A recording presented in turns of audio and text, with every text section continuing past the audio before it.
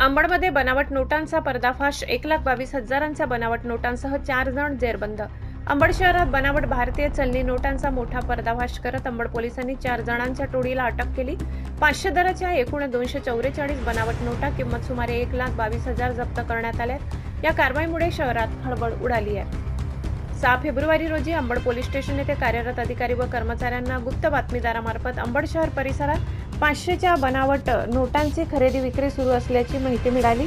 या माहितीच्या आधारे पोलीस निरीक्षक श्री संतोष घोडके यांच्या मार्गदर्शनाखाली विशेष पथक तयार करून अंबड पाथोड रोड परिसरात सापळा रचण्यात आला. छाप्यादरम्यान विकास अनिल गडगुळ वय 26 राहणार शिवाजीनगर अंबड याला ताब्यात घेण्यात आले. त्याच्याकडून 500 दराच्या बनावट नोटा आढळून आल्या.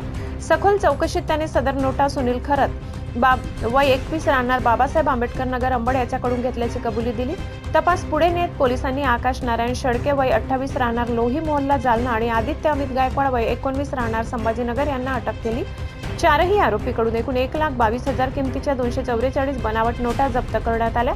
आरोपी बनावट चलनी नोटांचा वापर करून आर्थिक फसवणूक करण्याच्या तसेच नोटांची खरेदी विक्री प्रसार करण्याच्या उद्देशाने कार्यरत असल्याचे तपासात निष्पन्न झाले.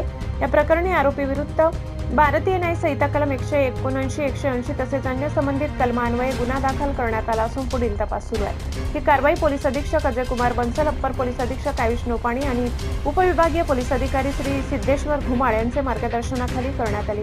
पोलीस टाइम्स मराठी न्यूज मुख्य संपादक जावेद शहा.